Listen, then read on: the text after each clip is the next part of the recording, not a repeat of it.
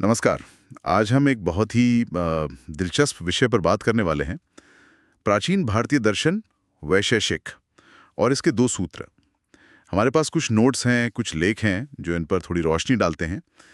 कोशिश ये रहेगी कि इन हजारों साल पुराने विचारों को समझें और देखें कि ये आज के विज्ञान से कैसे जुड़ते हैं। कुछ कनेक्शन तो वाकई हैरान कर सकते हैं। तो सीधे पहले सूत्र पर आते हैं। सूत्र 2.2.28 रूपानाम रूपम। सुनने में तो सरल है, रूपों का रूप। पारंपरिक वैशेषिक दर्शन में रूप मतलब रंग और आकार। ये पदार्थ का एक बुनियादी गुण माना गया है जिसे हम अपनी इंद्रियों से महसूस करते हैं, जैसे स्वाद, गंध।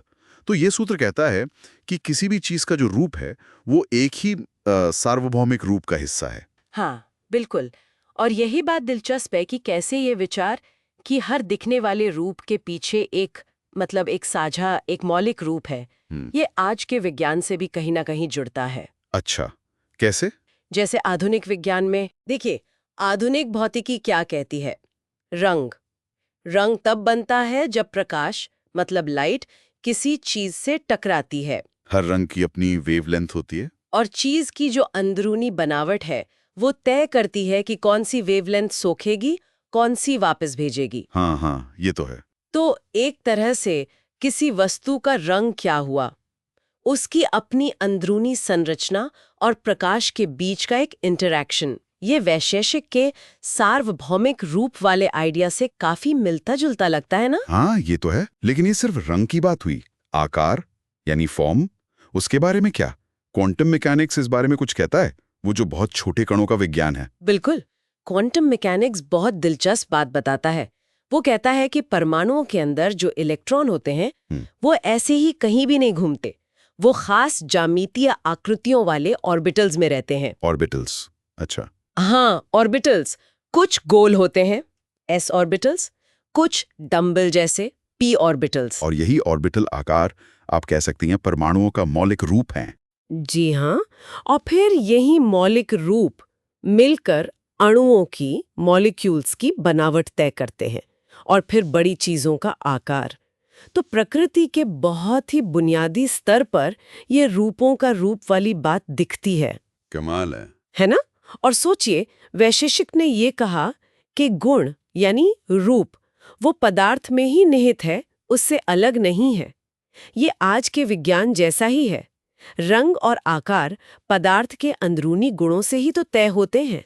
इलेक्ट्रॉन संरचना, आणविक व्यवस्था, इनसे अलग नहीं है। वाकई ये क्वांटम लेवल का कनेक्शन सोचने पर मजबूर करता है। चलिए अब थोड़ा गति की बात करते हैं। दूसरा सूत्र इसी से जुड़ा लगता है। चीजें ऊपर कैसे जाती हैं? सूत्र है 2.2.29 गुरुत्व प्रयत्न संयोगा नामोत्क्षेपणम। हाँ, इसका मतलब है कि किसी चीज को ऊपर की तरफ फेंकने या उठाने के लिए, जिसे उत्क्षेपणम कहा गया है, उसके लिए 3 चीजें जरूरी हैं। 3 चीजें कौन सी? एक तो उसका भार या गुरुत्व, मतलब उसका वजन जो नीचे खींचता है। दूसरा प्रयत्न, यानी कोई बाहरी बल, कोई कोशिश। और तीसरा संयोग, यानी वो संपर्क, वो कांटेक्ट जिसके जरिए बल लगाया जा रहा है। उदाहरण जैसे पत्थर फेंकना? हाँ बिल्कुल, पत्थर फेंकने का ही उदाहरण लें। पत्थर का वजन, उसका गुरुत्व उसे नीचे खींचता है। फेंकने वाले का जोर, उसका प्रयत्न उसे ऊपर धकेलता है। और हाथ का संपर्क वो संयोग है जो जोर को पत्थर तक पहुंचाता है। इनमें से एक भी चीज न हो तो ऊपर की गति नहीं होगी। और ये न्यूटन के नियमों से कैसे जुड़ता है? बिना ज्यादा फॉर्मूलों में जाए अगर समझें। कनेक्शन बहुत सीधा है असल में।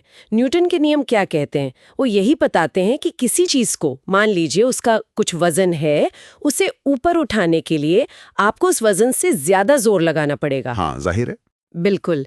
तो जो प्रयत्न है वो ऊपर लगाने वाला बल है, गुरुत्व नीचे खींचने वाला वजन है, और संयोग वो माध्यम है जिससे बल लग रहा है।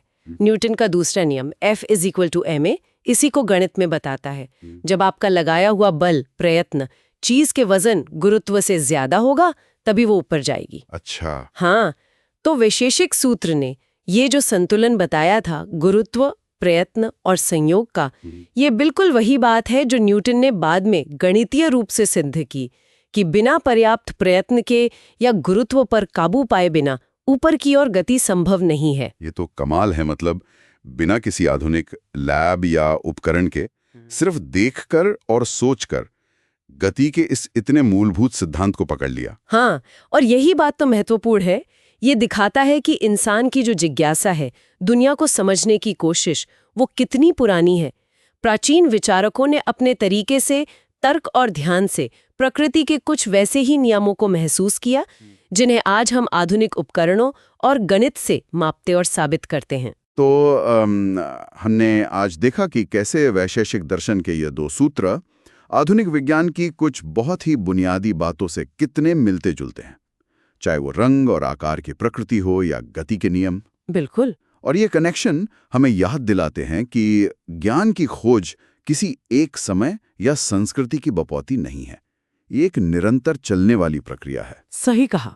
और यहाँ हम एक सवाल के साथ आज की बात खत्म करते हैं।